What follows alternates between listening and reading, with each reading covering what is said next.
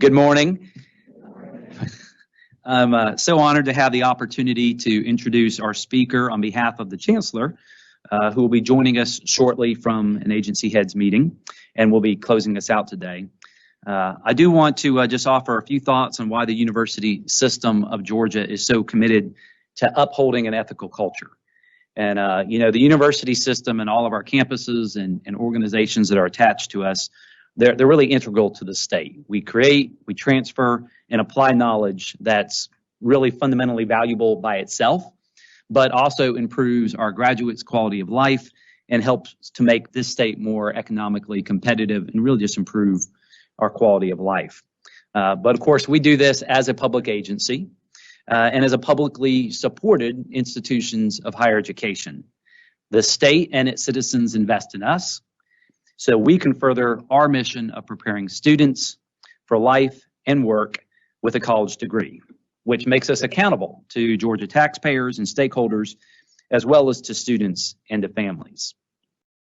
With that, I'm incredibly honored to welcome our speaker, who will share more about how and why ethics are so important for all of us in the University System of Georgia.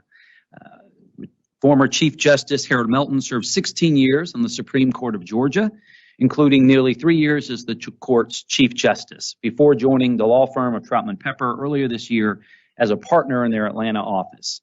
He has a long record in public service, including as executive counsel for Governor Perdue and as an assistant attorney general for the state of Georgia. Justice Melton is also now one of us, having a few weeks ago been named as the Carl E. Sanders Chair in Political Leadership at UGA School of Law, which is the same place he earned his law degree. I do have to say he happens to have a bachelor's degree from Auburn, but we don't hold that against him. That is because more than most, Justice Melton understands how courage and making brave choices creates a legacy of service. Auburn University last year renamed its Student Center for him, in part to honor his role as an undergraduate who became the university's first Black president of the Student Government Association.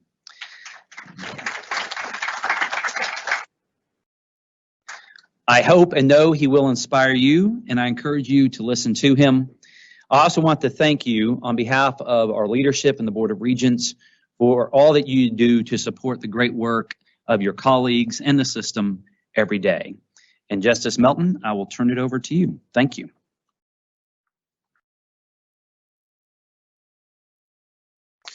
Well, good morning. Thank you, Dr. Foucault, for those very warm words. I want to thank Teresa McCartney for the invitation, and Wesley Horney. It is an honor to be here to talk about what I think is a very honorable role of service, and that is service in public service and to the citizens of the state of Georgia in particular. I'm told that the Braves won the World Series last night. So that satisfies one objective. One is I want to have one cheap applause line. But two, word of advice, I've been an Atlanta sports fan for a long time. I've seen Atlanta teams lose when I thought it was impossible to lose. I'm not celebrating until the plane hits the tarmac at Hartsfield. I'm still holding out, but I'm hopeful. I'll say that much. I love public officials. I love state employees. One of the experiences I had when I was working in the governor's office, people would come and they would come and meet and talk about problems they were having with one agency or another. And I would ask them, so what are the agency heads telling you? What are the reasons they are giving you why they aren't giving you what you're saying you so desperately need and you're entitled to? And if they gave me the answer that said, well, they're just being a bunch of bureaucrats, well, that didn't sit well with me because I am a bureaucrat. I've worked in state government for 30 years, and I have come to know and work alongside of people who did hard work day in, day out, and were dedicated and faithful and thoughtful and cared about the mission. And so I needed a lot more layers than there being a bunch of bureaucrats. If that's all you're going to tell me, then you're going to make me work to figure out what the real answer is. I'm going to assume that there's an answer you just don't want to share with me. And so that never really helped me much. And so I've always fully appreciated the honor of public service. And I'm going to build up to where that honor, I think, comes from and where it leads to. But it's going to take some time for me to get there. So I hope you'll bear with me. So let me tell you how I became interested in public service. I grew up in East Point, went to high school in Marietta, and was really involved in sports and school activities. Went to Auburn University. We're on the quarter system there. My first quarter at Auburn University, I really didn't enjoy it. I didn't like it. And it took me a while to figure out why. And the reason why was ultimately because I really didn't feel connected. And I didn't feel connected because I wasn't involved in anything. And so I got involved in student government, and my first role in student government was as an administrative assistant, which meant that I would go in there and address envelopes. That's when you actually had to put things in the mail to get from A to B, and you addressed envelopes, just really mundane and ministerial work. And then you kind of earned the right to have more responsibility later years. But I was at least around the people that were involved in doing stuff. And I was involved with those people who were involved with doing stuff. And that meant a lot to me. It provided context and comfort and maybe discomfort depending on what I saw. But that level of connectivity was very important for me. So that's why I got involved in student government. And in that process, I learned a lot about myself, which is for me to feel at home and at peace with what's going on, I need to know kind of who is in the mix, who's doing what. I need to be close to the action. I don't necessarily need to be in the action, just around it. And so I describe my work in the Attorney General's office as kind of being in the bleachers, watching the actors and advising from time to time. And then, of course, when you go in the governor's office, you're kind of out of the bleachers, you're in the field. And then on the Supreme Court, you're more like the referee. So this is an analogy that just won't end, folks. So for me, there was somewhat selfish reasons in that there's a desire for connectivity. Maybe there's some control issues. I don't know. Maybe that's between me and my therapist. But there's a lot of reasons why that motivated me for public service. So there may be other reasons why you came into public service. Maybe it's because you grew up in a world where they said, hey, you go out and get you that government job. And you go punch that clock, get you 25, 30 years in and make it to retirement. Maybe you had real idealistic expectations, hopes and dreams about serving, and you came at it from a purely altruistic standpoint. Every now and then, we all know this, we see people go into government service because they have this desire for glory and status and leadership. I talked to a young man last night. He said, I want to be mayor of Atlanta. And I've talked to a lot of people who want to be mayor of Atlanta, governor or whatever. But there's a lot of reasons why we go into this.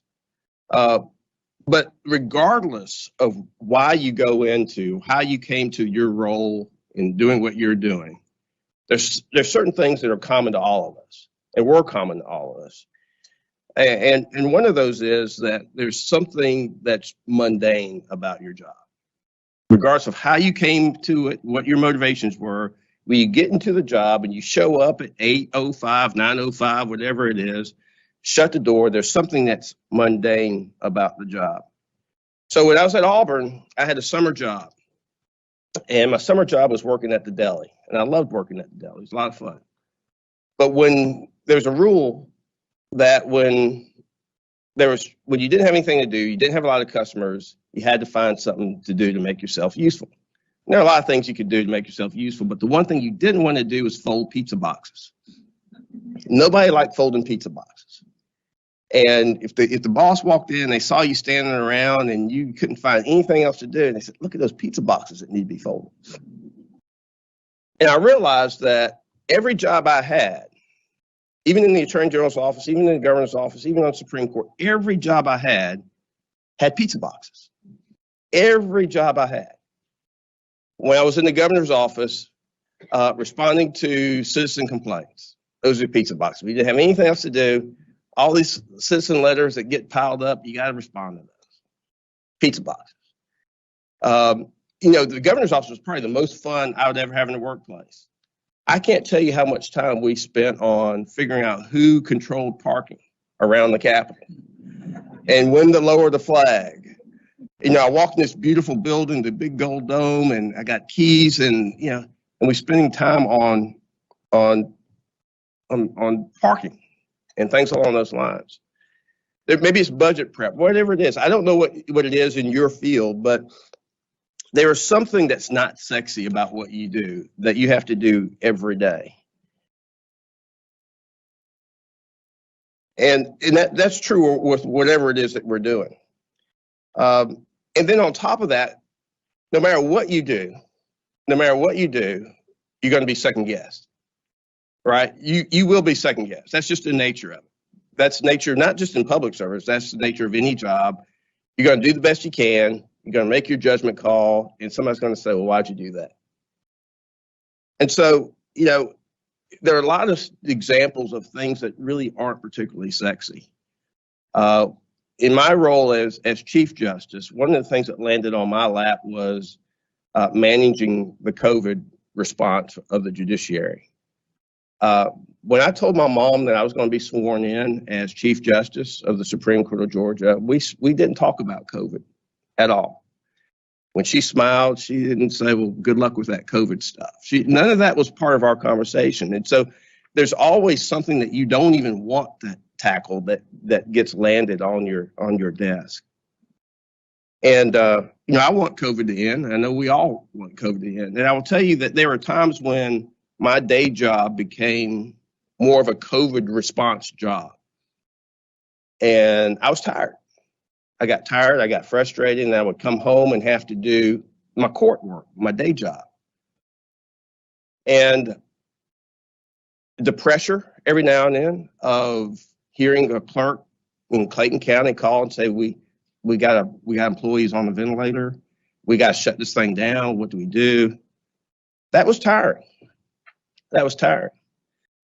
And so I will tell you that in those moments, I gained a lot of strength by just looking at history.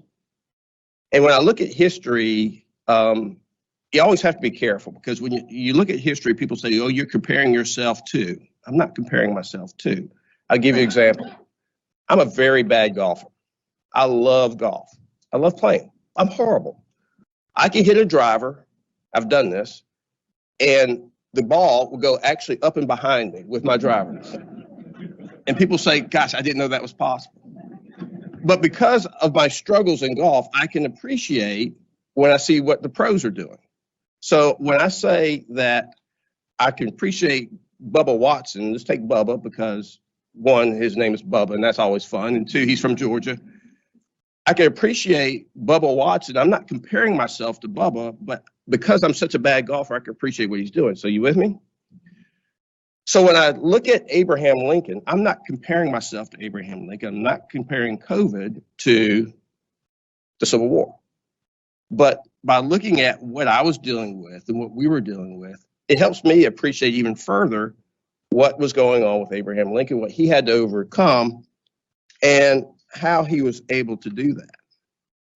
And, so looking at Abraham Lincoln, he was elected in 1860. And even before he was sworn in, he lost half the country to succession, even before he was sworn in. South Carolina first, followed by Mississippi, Florida, Alabama, and Georgia. And then 8 other states. All before his inaugural address, which was on March 4th. On March 5th, the Confederates laid siege to Fort Sumter. Now, he did not campaign to be president over the Civil War, but there he was. There was his duty to overcome the challenge that was laid before him. So how did he persevere? That's the question that I was asking, to figure out how we persevere when things get tough. When all you see is pizza boxes, big or small, how do you persevere? He had, by all accounts, the war was just a disaster. The generals, he couldn't find generals who would even engage the enemy, to engage. And when he did find generals who would engage, they weren't any good at engaging. And so everything was characterized as either an atrocity or a fiasco, but not characterized by anything good. The economy. There was literally no economy to speak of, really. All valuable resources were dedicated to the war effort, almost completely. Families, all families, including his, were at minimum split over the question of war. At worst, they were all suffering death or dismemberment. They were ripped apart. Midterm election, 5 of the most populous states went to the Democrats. So he lost ground in the northern states, so he was losing political momentum, political infrastructure. And that, of course, was a referendum on his leadership. Approval ratings. They didn't keep approval ratings back then, but can you imagine what his approval rating was? By the way, approval ratings. What is a good approval rating for a governor or a president? 50, 53, roughly. President Biden's right around 43 right now. President Obama at his height was 69-ish. Even at that, that's almost one in 3 don't want you to have your job. That's what that means. Walking into a room, realizing that 1 in 3 people would wish somebody up there besides you was up there. 1 in 3. 50% approval rating seems to be pretty good. Half the people in the room would wish that somebody other than you was up in front of them rather than you. So his approval ratings, probably single digits, if they would have kept those statistics back then. Personally, what he had to go through? Well, he had a constant fight with major depression. He had a wife that even had more serious mental health issues. She was emotionally and mentally unstable by all accounts. He had to suffer the death of one of his sons. He had cabinet infighting.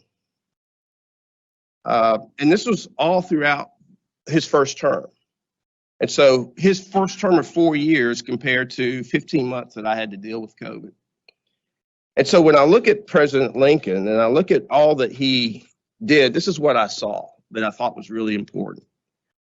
I saw his dedication to personal growth. That's what I see, his dedication to personal growth. Now, was he on the right side of race from day one? No.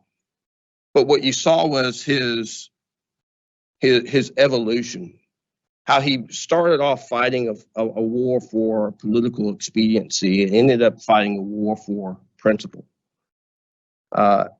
Ultimately, he ended up fighting a war to save the slaves, free the slaves, as opposed to preserving the Union. He grew to understand and appreciate the dignity, the human dignity of all people, of all races. And what you see is he was wrapped up in a spiritual journey to know and understand God and how he related to the big picture of what was in front of him. He became a man of firm conviction, a man of dedication, dedicated to principle rather than political expediency. And so what I see there is a person dedicated to duty and a person dedicated to personal growth. And that, to me, is how we get past the pizza boxes that lay before us when we show up to work all day, every day. So the challenge is when we show up to work, there's a lot of reasons why we get frustrated. We get frustrated because, well, people don't appreciate us. Nobody's saying thank you for the service that we are doing. And by the way, thank you. But we get frustrated because people don't say thank you or even know that you're doing what you're doing.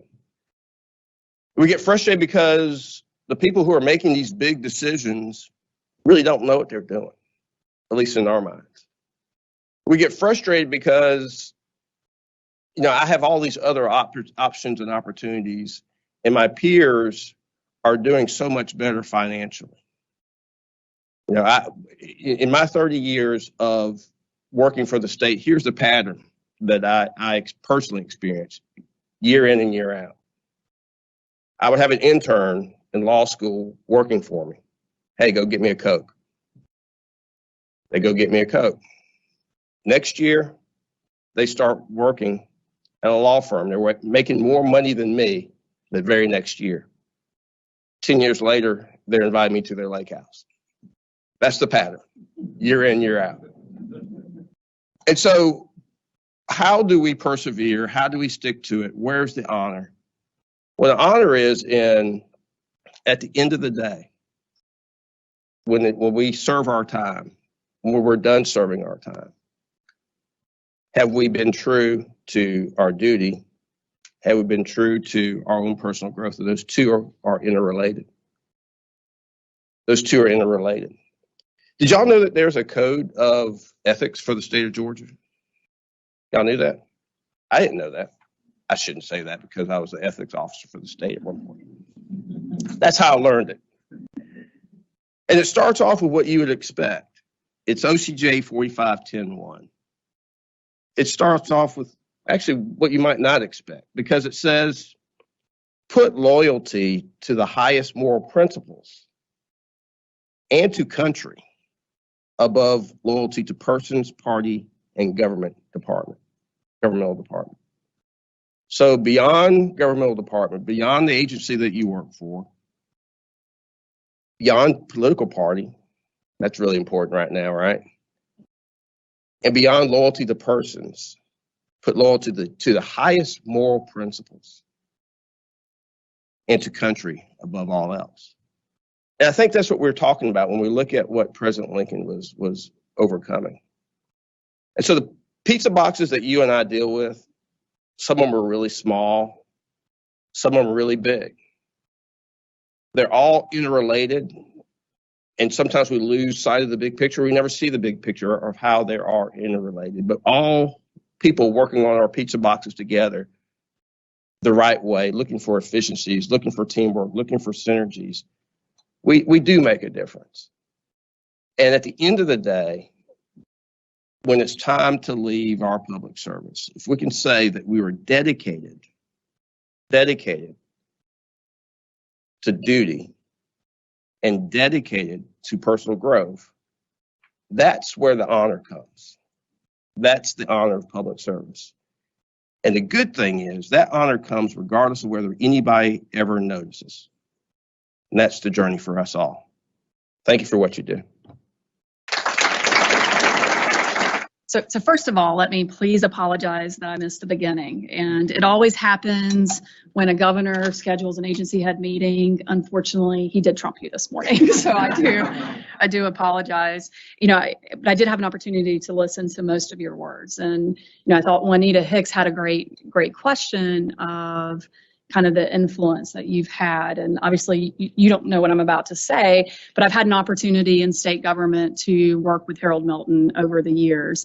I'm not quite sure how I look older than you because I don't have 30 years in the state. So you apparently are doing something better than I am. But I started my career in OPB, and sitting in OPB, I always heard about Harold Melton.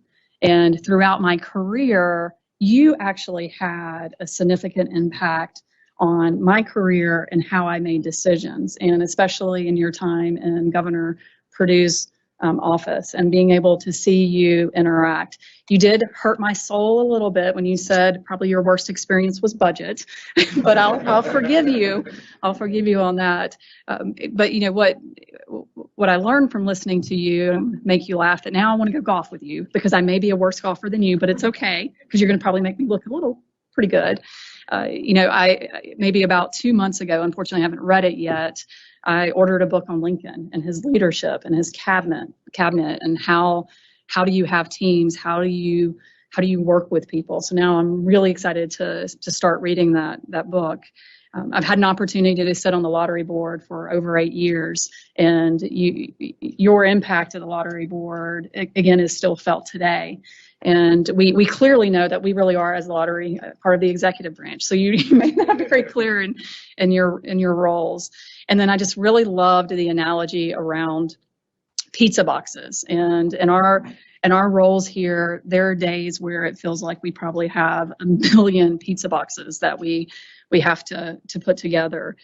But to your point, regardless of the day, regardless of the good, bad, and ugly, we really are making a difference in the lives of students and people in the state of Georgia. And you're right, we don't say thank you enough, and thank you to all of you here today for everything that you do. Ethics Week is a critical week for us to really sit back and reflect on our values, and when we do walk into these offices, how we interact with people. And that's critical to always have that in the back of your mind. And you never in these positions should be put in a position where you're having to, think about the ethical of should you do something or should you not. And, I agree with Harold's comments around that. Always point in the right direction of what you should do. And if at any point in any of your careers, if there are issues, please come and talk to us, because again, we want to make sure that this organization continues to move in the right direction. But just thrilled that you are here today, and thank you so much for speaking to the group.